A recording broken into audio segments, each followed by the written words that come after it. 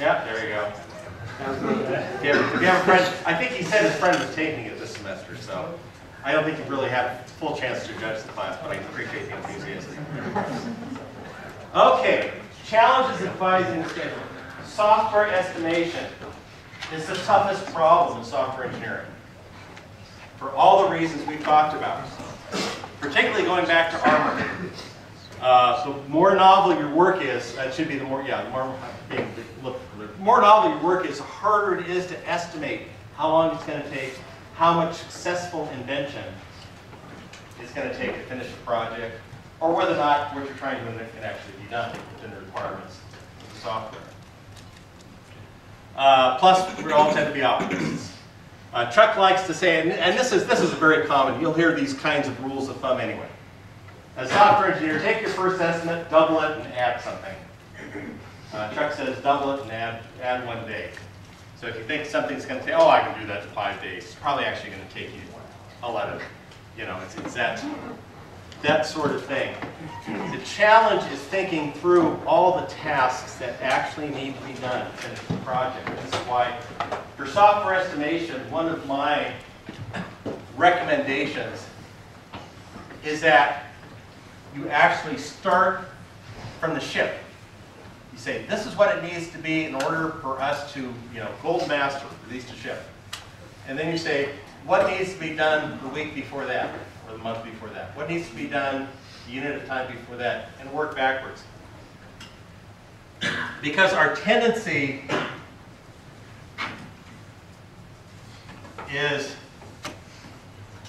we see ourselves, I don't know if I can draw this, we see ourselves starting here, and here's our end goal, and we say, oh, all we really need to do is this, and then we'll do this, and this will do this, and we'll do this, and we'll do this, and that'll feed into that, we'll do this, and that'll split into this and this, and that goes to there, and we sort of have one of these classic, then a miracle occurs. Right around there, about 2/3 of the way through the project. It's kind of, again, it's all just going to fit together and work. What actually happens is that in all these tasks here, you are doing what is necessary to demonstrate progress and completion. And meanwhile, what you have, another color here. What you have piling up over here unseen are all these very tough problems that you've deferred.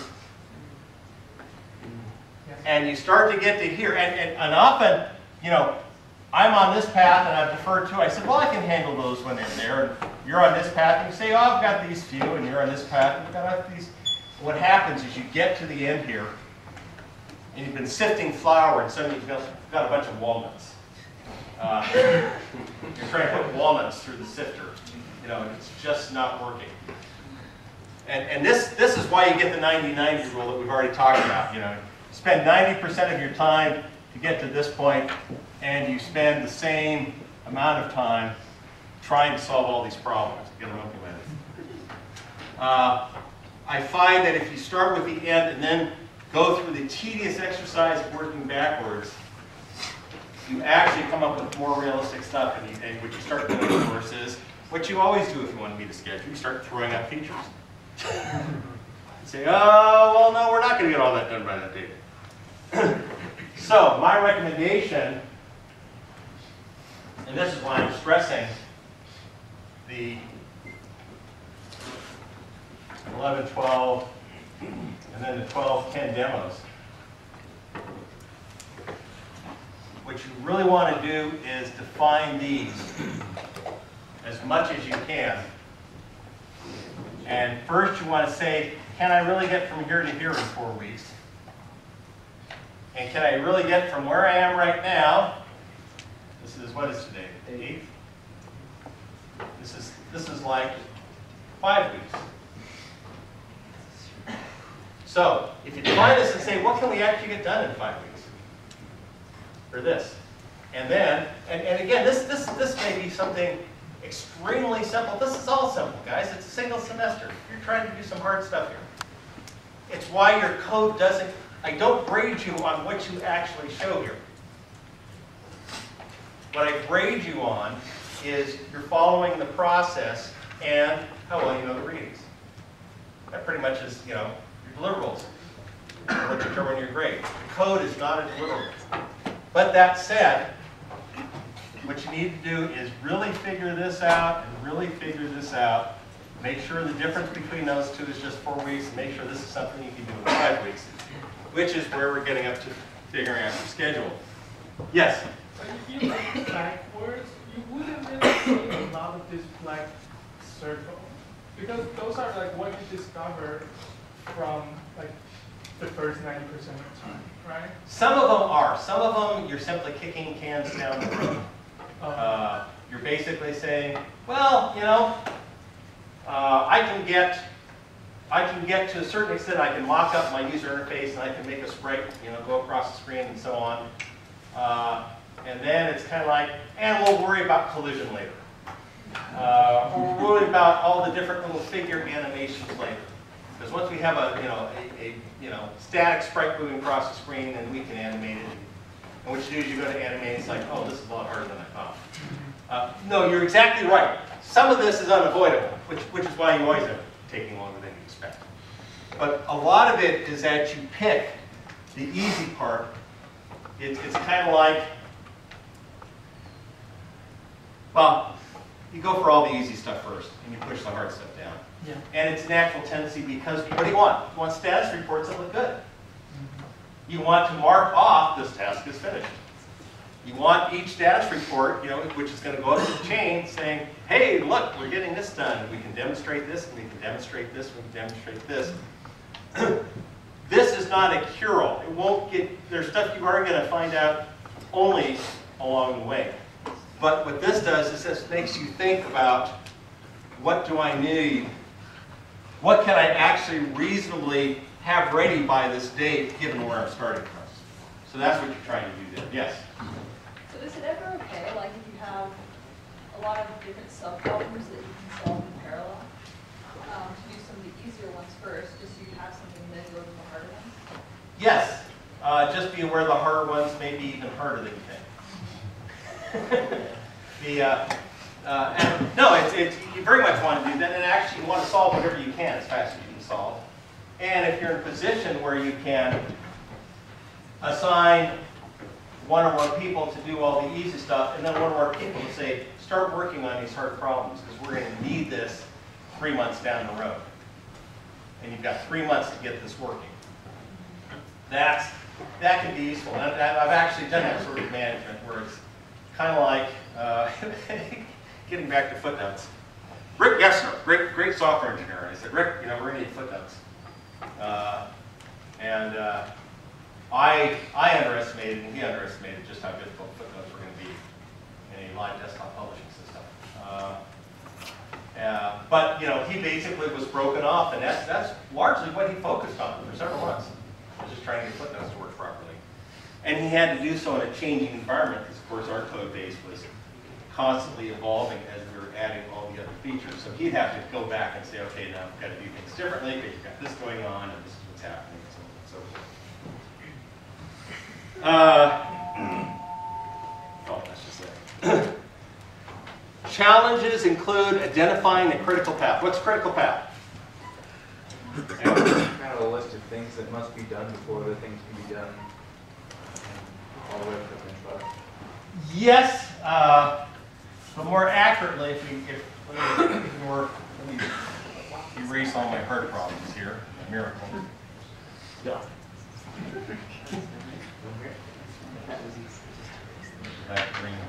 Let's say this is your PERT chart.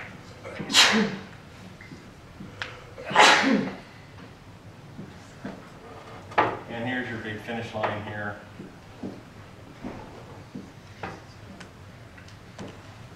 Okay, your critical path, it's basically a weighted directed graph here. It's how long is each of these tasks, and if they're a certain length, if it's going to take, say, 3 months to get from there to there, but it's only going to take 2 months to go along this path, this is more of a critical path. It's the one that determines the overall length of the schedule. So that, and basically it really is, this is basically a directed graph, and you have some value here. This is 1 week, this is 2 weeks, this is 4 weeks, this is 1 week, this is 6 weeks, this is 2 weeks, this is 1 week. So this path, you simply sum up the weeks to here, and you say this is 9, 10, 16, 17 weeks to get to this point. Where this is 1 week, this is 3 weeks, this is 1 week, this is 4 weeks, this is 2 weeks, this is 1 week, 1 week, 2 weeks. I'm not going to keep adding all these up. But this one, you know, for example, we got 4, 5, 6, 7, 8. This is only 8 weeks to come to this point here, but it's 15 weeks along this path. Along this path, it's 4, 5, 6, 7, 8. Or 6, 7, 8, 9, 10, 11. So this is a critical path there because that's 18 weeks. And if this is 1 and this is 1, that's going to be 9, 10, 11. This is 11 here. So this becomes your critical path because this is the longest. It's going to take, by your estimate, it's going to take 18 weeks to go there. If this one suddenly, you say this is going to be 4 weeks and not 1 week, this is now changed to 20 weeks, and this has become the critical path. Yes? And these are nodes, the relationship between them is that the tasks order, to be done. And they depend. The order, Yeah. directedness is say. Yeah, the directness says this has to be done, you know, this has to be done before this can be done, and you can have, you know, this and this node have to be done before this one can be done. In fact, we'll get to that in just a second. Okay. Challenge is keeping the schedule up to date based on the work actually accomplished.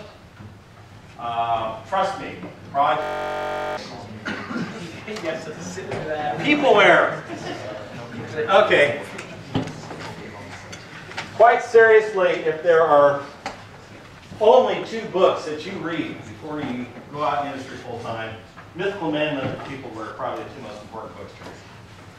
Not because they give you all the cutting edge stuff. Both are, as you've seen, both have old roots in a lot of tech. I mean, we skip over some of the chapters in Mythical Amendment because they really are focused on 40-year-old technology.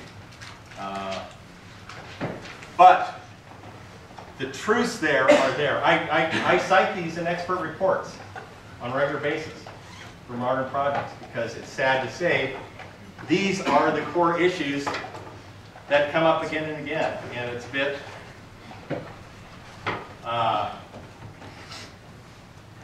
it's, as again, one of my themes, it's disappointing how little our industry has really advanced. I just, on LinkedIn, yesterday, there was an article that was posted that basically said, guess what, open plan offices don't work. And it's like, no duh. This is something DeMarco Lister were talking about in the first edition of Peopleware, and they were citing excellent research. And yet, guess what? Companies like open plan offices. Yes? I'm not familiar with open plan offices. Oh, open plan is where you're all sitting in a big pool. It's like lots of collaboration and communications. You're all at tables and desks and Instead of in cubicles. well, not even cubicles. You should be in offices, quite frankly. Now, and I'm getting ahead of myself. People were talking about this. Offices where you have 2 or 3 people who are working on the same thing are actually very effective. But these are open plans where it's kind of like, you know, we're just going to put you all out in this big pit, and it doesn't matter who's making noise and what distractions you have. Is that collaboration? Huh? Is that collaboration? Well, it's kind of like you'll collaborate more. You want to set up things to collaborate, but mostly you distract people. And a lot of what DeMarco Lister will do is cite study after study after study, showing what's more effective. Yes? So is this mod programming, essentially? Have you heard of like that term? Well, I've heard pair programming. I assume mob programming is sort of Yeah, the next step up. It's just like 3 or more. Yeah. Together. Like everyone on the same team works on the same thing. So it's just Well, you know, again, if you put them in an office and they all have a way of simply ignoring each other, I think that's fine. And we will talk some. Years ago, and again, this is over 20 years ago, when we talked about code reviews, this was Tom Antonito again, Intelligent, who said they found the single most effective code reviews was at the end of each day, you had to go grab another programmer and spend 15 minutes telling her what it was that you did that day, showing your work. He said we discovered that found about 90% of the bugs. And again, you'll have to forgive me because I talk about this stuff so much. If I'm repeating myself at times, it's because I just don't remember if I've already said it or not. One of my most effective debugging techniques is to call someone into my office. When I'm really stuck on a hard bug, I get another engineer, get her or him into my office and say, okay, this is what I'm dealing with. And I start to explain. 9 times out of 10, I will get halfway through the explanation and say, okay, I know what it is. Seriously. There is something about that mental process that when you have to sit and explain to someone else the things that you have sort of been blind to, someone's like, oh wait, that's really dumb, and I don't want to embarrass myself in front of this person. Like, okay, thanks, you can leave. This is, yeah, yes. There's a related technique called overducking, which is where you explain the code to a rubber duck. Actually, yes. If you can't drag someone into your office, just talk to her over duck. So that point is less effective with the non-aligned. Yeah. Like, We don't ask them talking questions. to another human being will make you feel ashamed. Yes, actually, that's a very good point. No, and no, I'm serious. That's a very good point because you're explaining it and you're thinking ahead about what you're going to say to this person to explain it, and your brain makes that little leap that it wasn't making when you were staring at the screen. It's like, oh, I know what I did. And you go on. Yes. Do companies think that open plan offices are actually better, or do they just think they're more cost effective? Are they? They claim they are better. There have been 0 studies that have shown that they've actually been more productive. Pretty much every study shows the opposite. And these are studies going back 20 and 30 years. So then, if they know that they're not better, is it a cost thing? It is a cost thing. Okay. Because it's much cheaper and easier to rearrange an open office than to actually build physical offices. Or so it seems. Huh? Or so it seems. Or so it seems, yes. Well, in terms of infrastructure, it's cheaper and more flexible. But if you could produce better software, it would be far less Right, yeah. effective. And actually, this is, I don't know how many of you picked up on this last fall. This was a big issue with Apple's new spaceship campus, was that it was all open plan. And they had lots and lots of developers who were having to move out of offices over at the Cupertino campus into an open plan and were extremely unhappy about it. Yes? At Riot Games, they say the open plan is to make sure everyone knows there's no hierarchy. Like no one's better than anyone else, and they want all the teams to be able to talk to each other. That's their reasoning. I know. There's lots of reasons, and I think they're sincere about a lot of them. The problem is, and a lot of what we'll talk about while going through Peopleware is a concept of flow in programming, of getting that intellectual structure built up in your head that allows you to be very productive. And as soon as someone comes in and sticks their head in, starts talking to you, it goes poof, and it takes you an hour to build it back up. Yes? At the company I work at, it's an open floor plan. And at first I really didn't mind it, I thought it was fine, but they recently moved a customer experience team onto the engineering floor, just like 2 rows away from me, and they're on the phones all the time, they're talking and socializing all the time, and it's so much louder now. Oh yeah. And now I totally understand why that might not be desirable. This will go to some of the studies that you'll read about Peopleware, is how much noise is a negative impact in programmer productivity. Both quality and quantity of code produced. So you've already talked about half the book. This is interesting. DeMarco and Lister, boy, they've been around for decades. They were doing this stuff long before I was. There were some of those authors I sort of cut my teeth on. And they spent lots and lots of time. They really were going into lots of different corporations to help rescue either projects that were in trouble or help improve the software productivity there. And that first point is so important. Said, for the overwhelming majority of the failed projects we studied, there was not a single technological issue to explain the failure. The core problem in most IT project failures are human issues. Or as I said once, testifying before Congress, I said you could just as easily cite the 7 deadly sins.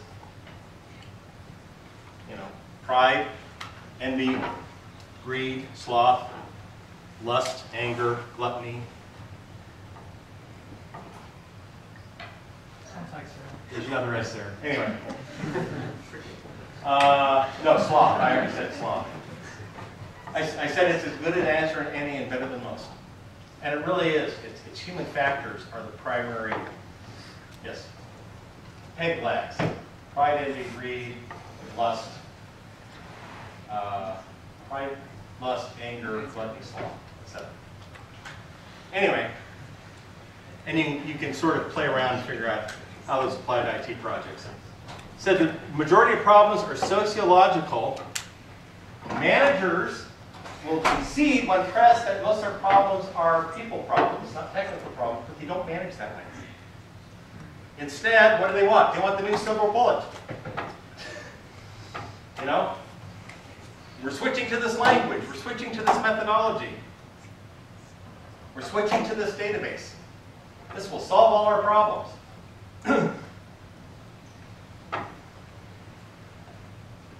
It's easier, and this is critical. We focus on the technical rather than the human, not because it's more crucial, but because it's easier to do. It is hard to manage people. And to be frank, it's hard to manage software engineers. We tend to be an unruly lot.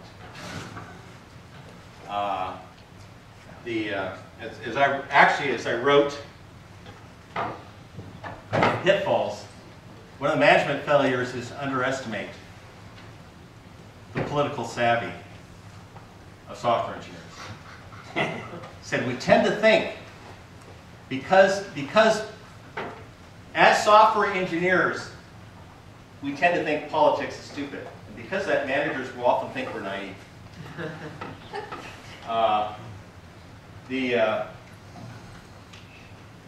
True story 8 pages, and I don't say this necessarily with pride because I was just being honest. But at Pages, we spent 1.5 years finally secured venture funding. We had for several months an acting CEO who frankly I thought didn't know the first thing about managing software engineers. He was bluntly abusive. And the lead investor had a one-on-one conversation with me. And he said, you know, we're considering keeping Roger as a CEO. What would your reaction to that be? And I said, I would quit the next day. Now, I'm the chief architect. I'm the one who designed the architecture. I'm the one who's holding all this in my head. And guess what? They told Roger, no, you're not the CEO. And went and found someone else. Now, I don't say that as a competition because I didn't wish Roger ill. But my attitude was, no, I'll walk out the door before I work for him. I've barely tolerated him as it is. The managers underestimate the political savvy and sometimes political resources of engineers at their peril. And they tend to think of us, well, we'll talk about this. I keep getting ahead of myself. Okay. Management tends to see development like making fast food. It's a production line. And this is, if you read Webster 3, The Longest Yard, this is the big complaint that Ruby and I have, is that it's an industrial production mindset for software. And software doesn't work that way. And software is a highly creative, very intellectually intense process. Because of that, you know, we're back to Armour, we're back to Brooks. Hard to predict, lots of invention involved. You have aha moments. You have breakthroughs which you cannot force or predict. And the problem is that's not how management approaches it. They think programmers are interchangeable. Now, part of the reason, and again, I'll be blunt, there are so many bad software engineers out there that, yeah, often they let a software engineer go and get a new one, and they don't see any impact on the schedule. That's because we're back to the, if you knew which ones to pick, you could kill half of all the software engineers out there, and not only would no deadlines be missed, many would be advanced. There are a lot of bad programmers out there, and I don't say that out of a sense of superiority or whatever. It's kind of like someone wanting to use me in a civic orchestra. I could sit there and sort of hold the instrument. If I tried to play anything, everyone would immediately know I had no idea how to play the tuba. There are software engineers like that out in IT. And more than you might think. Now, part of the problem is that we as softwares, again, the average, this is DeMarco Lister writing. The average software development doesn't own a single book on the subject of his or her work and hasn't ever read one. That's why the focus of this class is to get you to read these books. You will be ahead not only of your peers, you'll be ahead of most of your managers. Now, that will frustrate you. Because there are things you will understand and see. And you'll say, oh my gosh, this is exactly what DeMarco and Lister were talking about.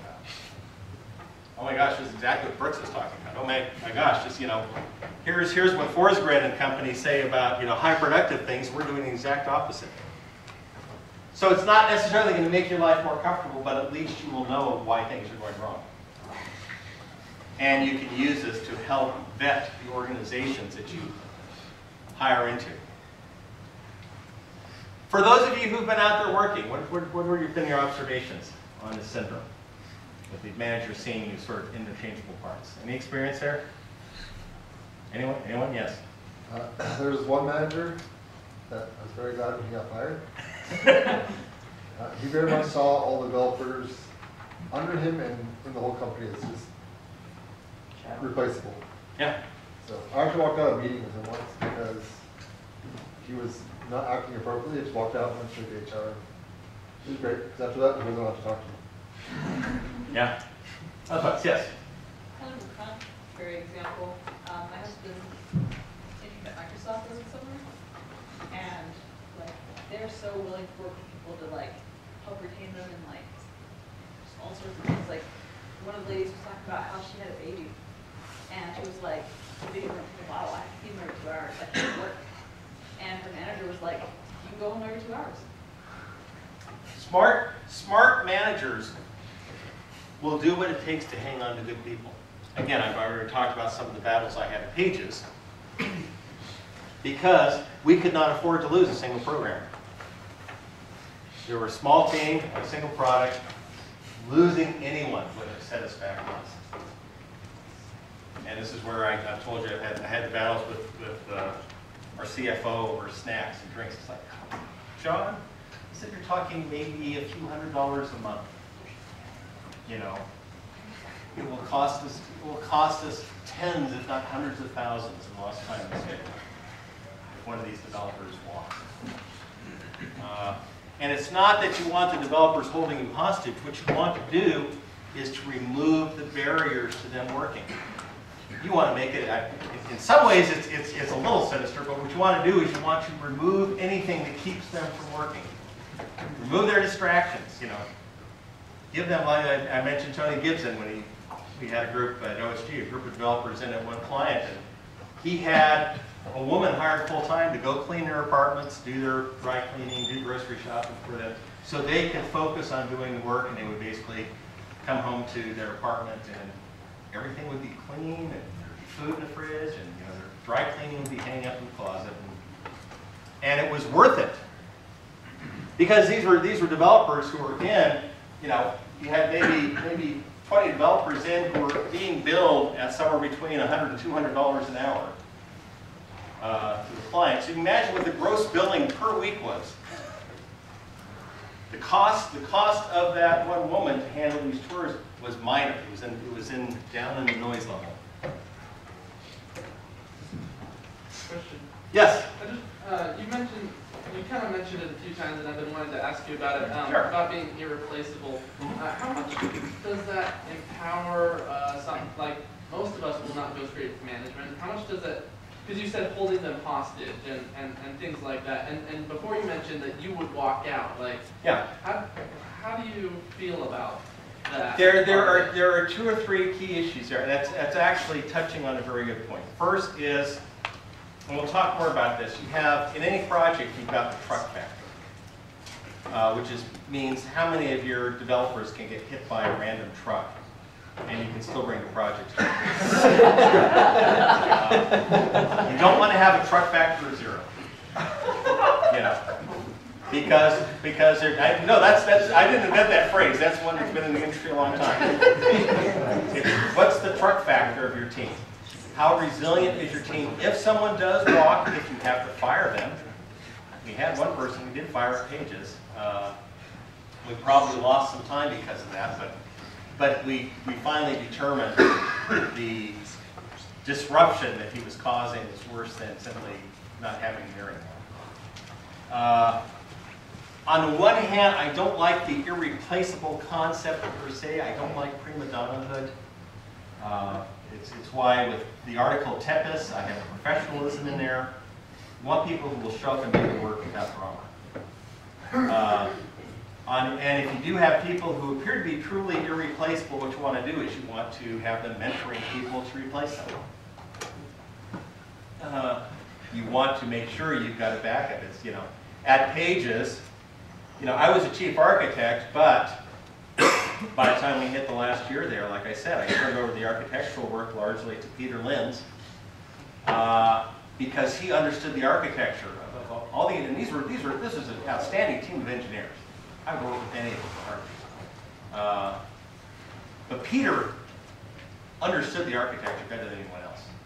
He's the one who would come back to me and say, well, if we did this, this would happen.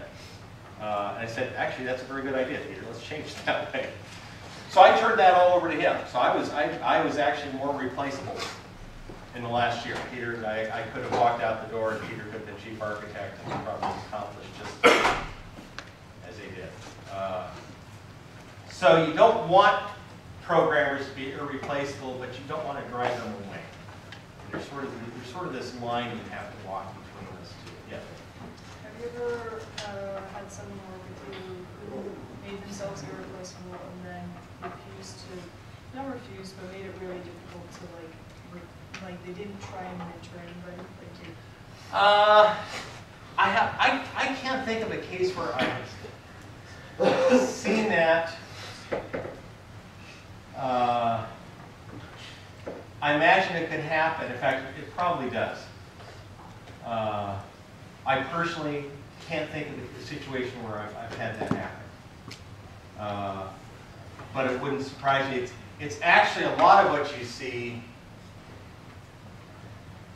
I dare say if you go to WTF, which is mostly horror stories about IT, you could probably find some there of sort of the programmer who's the only one who understands how a certain system works, uses that to sort of, hold not just job security, but sort of hold other people hostage. Well, you have to do this, or I'm going to walk. No one else understands this. These 300,000 lines of COBOL that I've been working on for 20 years. So that can happen. Well, I'm thinking of a specific example from one of the jobs I previously had. There was someone who was fabulous coder, smartest guy now, but when you asked him for help on something, or when you asked him how he did something, he just blatantly refused to explain it because. See, if I was his manager, I'd whack him over the head, and I'd threaten him with being replaced. I really would. So no, that's unprofessional in my opinion. What you want to do is the opposite. You want to make sure, you want to push that knowledge out so that you are free to leave if you want to. Trying to say, I'm not going to tell anyone because I don't want to be replaced is highly unprofessional. And that, as someone, if I were managing a team, that would be, put that person on the top of my list of people to be replaced as soon as possible. Yeah. Also, like keeping all of the knowledge to yourself like that, making yourself irreplaceable, makes it really hard to move on to new and interesting projects. Oh yeah, it does. It does. It's a very serious problem, and it's one that you will see a lot. Yeah. So you're saying in summary that a developer should strive to be completely disseminated where everything they have, but a organization should treat the developer as though we can't afford to lose you. They should, from both directions, that's the ideal case. The organization should be seeking to hire and retain its best people, and frankly should be seeking to divest itself of its worst people. And in some cases, worse doesn't mean least talented. In some cases, worse means least professional, least cooperative, and standing in the way of us accomplishing our business objectives. Okay. Professor Webster? Yes? Is that ever like conditioned, like in terms of employment kind of a thing, where they make, you know, saying in terms of employment that you'll be willing to share and explain your code and mentor someone or things like that? It could be. None of the jobs I ever had terms of employment like that, but I know that's common in a lot of IT jobs, particularly because of intellectual property issues. But yeah, I wouldn't be surprised to say, you know, your job responsibility is not just to accomplish this, it's to make sure that we understand what you're accomplishing and make sure this is spread out among the team. If you don't want to say, no, what you don't want to say is so that we can fire you if we choose to. What you want to say is so that we can use you for other projects, should we decide. At other companies. Yes. Other projects in a completely different company with someone else paying you. The heroic, oh God, you know, I'd like to think this was gone by now, but the heroic form of project management is still in many ways extinct. In fact, I was just talking to my son-in-law, who's in quality assurance for a software company here near Thanksgiving Point. And he said they just had, their vice president said, well, you know, we're going to have to ask everyone to put in a couple more hours a day, try and get this project back on track. Okay, first, that's usually not effective for more than a very short term. And I say that as someone who's worked long hours for literally years at a time. The problem is that, and DeMarco Lister argue, and I think on a long-term basis they're probably correct, it's hard as a software engineer to be productive more than about 40 hours a week. It really is. You exhaust your brain. And what happens when they want you there and working 60 or 70 hours a week is that the extra 20 or 30 hours are spent reading email, you know, checking Instagram, doing other things, or you're in meetings, so you know you're spending a lot of time doing non-productive stuff.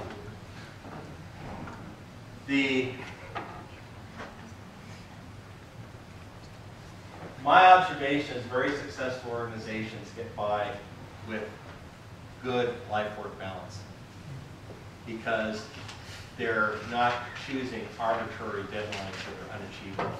Yes? Have you ever seen Evergreen's Everything?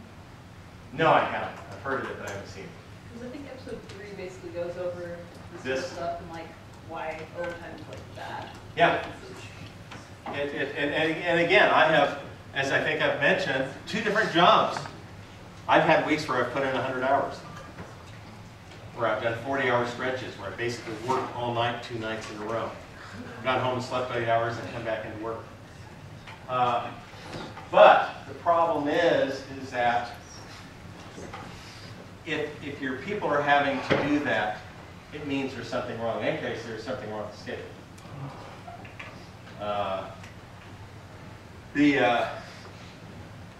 And the first job I did that, I burned myself out. I think I mentioned that to you. That was Oasis Systems, where I did Sundog, Frozen Legacy. We shipped 1.0. I worked on 2.0. That shipped in March. got 2.0 done in October, and I quit, and I did not program professionally again for 4 years.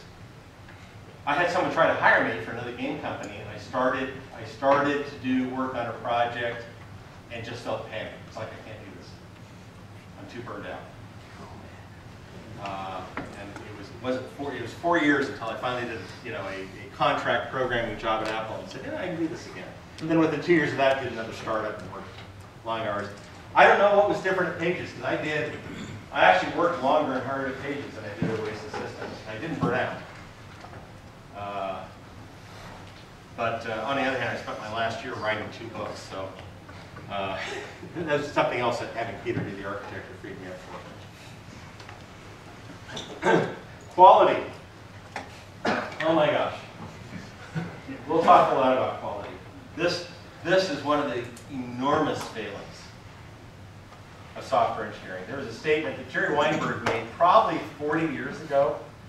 He said, if our architects and carpenters built buildings the way programmers create programs, the first woodpecker that came along would destroy civilization. It is amazing just how bad a lot of the software out there is, and how much it functions really being sort of held together by the software equivalent of chewing gum and baling wire. Organizations would rather ship bad product on time than good product when it's done.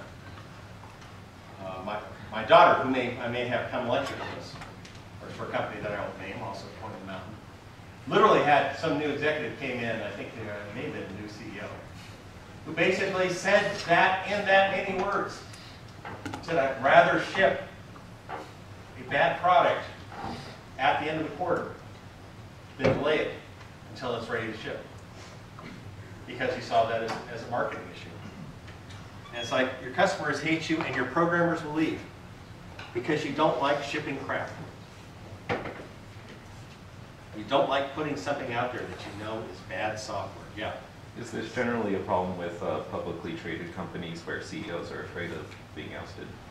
No, actually, I see it in private. In fact, in some respects, I think I probably see it more in private companies because they think no one's going to look over their shoulders, and if the product's bad, their stock isn't going to take a hit. On the other hand, boy, there's some bad software out there. Yeah. I don't understand why they feel this way. So I know, like, with Mass Effect 3, had this exact problem where they just threw it out the door a year before it was ready. So and as a consumer, I would have been willing to wait however long for a good product instead of have a bad product around. I just don't understand what CEOs. Peg lags, 7 deadly sins. Let me, on a non-software basis, and I'll get to your hands in a second. On a non-software basis, I did consulting at Fannie Mae back in the mid-90s. And back then, Fannie Mae was going great guns. Their stock was way up. They were making, their upper executives were being made millionaires for life, and so on and so forth. Stock was trading at all-time high values. Fannie Mae is now delisted. I don't know if you managed to get relisted on the stock exchange. They're delisted because of financial fraud. Because the driving goal, and I remember hearing this back in the mid-90s when I was there. The driving goal at Fannie Mae, among the top executive staff, was a simple financial goal, which is that their books had to show double-digit growth in earnings at the end of each quarter, year over year. In other words, first quarter 1997 had to show a 10% growth over first quarter 1996. The problem was they were having trouble meeting that, so they started cooking the books. They started violating standard accounting procedures to push revenue back and forth over quarterly boundaries. And they got caught at it. And stock price collapsed, and the company collapsed, and people got fired. I don't know if anyone went to jail. But it almost destroyed the company. The company almost went away. But that was their driving goal, and everything centered around that. All their decisions, including in IT, all centered around the double digits growth year over year. What you often have with companies is the same thing. We have to meet these financial goals. And often they don't care what the quality of the product is. We want to say we've got the product out there. If we do that, we can claim this, we can claim this. You know, here's what we can put on our books. Here's how we can do our financials. And boom. Then we have a question. Well, not a question, but just a comment. Like, just in sympathy of these people trying to push this product. Maybe it's just that they want something to show for, like, they've been doing something for 6 months and they haven't given nothing. That's it. In some cases, you're trying to do stuff for years. And they don't show for it. Yes. I think going along those lines, it's a cognitive bias that I read an article about it the other day about making life choices that I think applies here. We are extremely biased towards the present. If you offer someone $100 today, right now, or $120 3 weeks from now, we'll be like, that's 3 weeks, I could have that money, and they'll take the $100.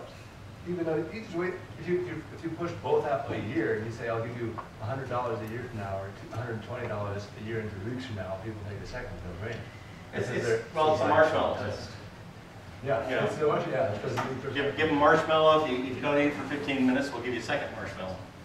Do it with kids, but they find that if they actually do it with adults, it's a good predictor of success.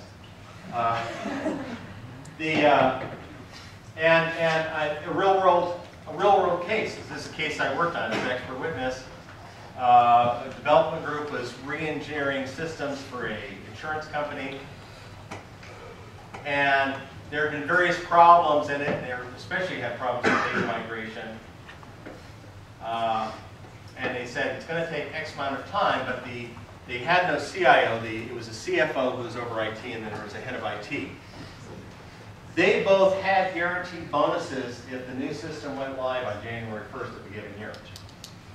And so, against the explicit advice of the developers, the system went live. And it was an absolute disaster. They lost business, they lost customers, there were a lot of the data migration had not been successfully completed yet, and so on. And then they had the nerve to turn around and sue the developers and say, this was your fault. The developers like, no, we told you. We have actual written documentation. We said, don't do this. Oh, it's all your fault. Luckily, in that one, I was on the side of the developers. They prevailed at whatchamacallit? Yeah, actually it's arbitration. Prevailed in arbitration. So, high quality is neglected shamefully. We'll talk more about this, so I won't go deeply into this. Plus, you're supposed to be reading this. Managers will cite Parkinson's law. Work expands to fill the time allotted. Therefore, if we give them less time, we get more done. Now, DeMarco Lister pointed out that Parkinson actually was speaking tongue-in-cheek when the point was, and it was done by observing civil servants. Had nothing to do with software engineering. But the feeling is if we put too much on their plates, then they'll all work really hard and really effectively and get stuff done. When in fact what happens is all the easy stuff gets done in order to show some form of progress, and you defer the hard stuff, and then it all catches up with you. I assume you're actually reading these chapters, which is why I'm not going through this in great detail. Laetro, this is their silver bullet chapter. The 7 false hopes of software management. There is some new trick that could send productivity soaring. It's a silver bullet. 10 times faster. We don't have to test. Changing languages or methodologies. These are all things we have talked about. You can automate your way, your developers again. For 40 years, literally. There was a product that came out back, I want to say late 70s or early 80s. It was a program to generate programs. And the product title was The Last One. Buy this and you'll never need to use a programmer again. I mean, it was a piece of crap. It really was. It died a quick and deserved death. But for all the reasons we've talked about, The stuff that, I mean, there's stuff we automate. I mean, look at the, again, state of the tools. I started out programming on punch cards and having hours-long turnaround to submit my job and then get a printout and try to figure out what went wrong and so on. We automate the stuff that's easy. It's the stuff that's hard that you really can't automate. And what you, with all the various program generators out there, what you see happen each time when it comes out, you know, Power Builder, I've mentioned, was a 4th-generation language. Came out in the 90s, supposed to allow managers to write code. You know, how many of you have run across Power? It came and went. And the problem is that as soon as you try to do that, it limits quality and functionality of what you're generating. It is the inventiveness of the software engineer. It is the breakthroughs that you see. It's like, what if we do this way? Or this would be a cool architecture because if we do this, then we can add this here and this here. We need to keep building upon the tools and the concepts that have gone before us. But software keeps getting vastly more complex. And I remain profoundly skeptical of the idea of any significant new programming that is programming that, as per Armour, adds value because you are inventing something novel. Coming out of AI yet. I think we're still a long way away from that. Any thoughts on these features here? I'd like to get rapid. We're actually going longer than I planned. But hey, you know, you signed up for 2.5 hours. It's your fault.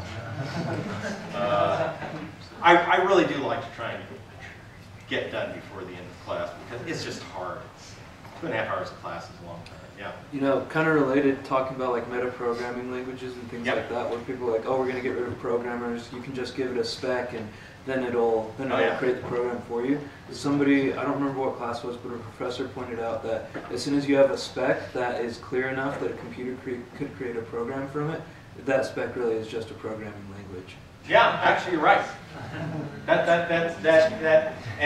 is a very profound observation.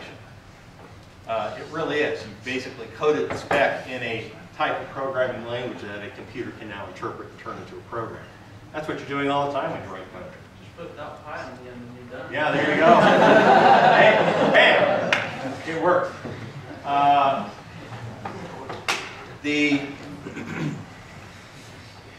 We're not going to talk about Webster 3. Read it. Mark off that you've read it. The longest yard. The basic idea behind Webster 3 is that, and no one has ever hired me or Ruby to actually prove this in real life, but it's basically, it's better to approach building a programming team as a sports team rather than as a set of interchangeable cogs. And I think without realizing it, that's a lot of what we did at Pages. We went out, we did a lot of interviewing. Oh my gosh, it wasn't quite 10-10-10, but it was close to it. For every 10 resumes I'd look at, I'd call one person. For every 10 people I'd call, we'd bring one in for an interview. For every 10 people we brought in, it's more like for every 5 we brought in, we hired one. It took me a year and a half to build a team of 10 people. But it was the single best team I ever worked with. Yes? What did you do in the meantime? Like you had them start? We were trying, well, we were trying to raise funds. And I was building a prototype to show to venture capitalists to try and raise funds. So as soon as they were on, they worked on that? Yeah, they'd come in and I'd say, try to make this work, try to make this work. We frankly did a lot of research. We wrote some internal white papers. We spent a lot of time figuring out, first, what we wanted to build, and second, how hard it was going to be. And we still underestimated that. But read Webster 3. I'll trust you to read it. I'll post the slides. If you want to look at the slides, no reason to watch the lecture because there is no lecture. For next Saturday, create your PERT and Gantt charts. Revise your org chart requirements document as needed. Submit your team status reports. I'm enjoying reading those. I thought that was, actually, I think that's one of the best new ideas I had this semester. Part 2 of Peopleware, chapter 7 through 13, Webster 4, watch one podcast. If the podcast you watch is the software estimation, scheduling, whatever it is, 2-hour one, Methodist. And I'll see you next week. No, tomorrow. Be free.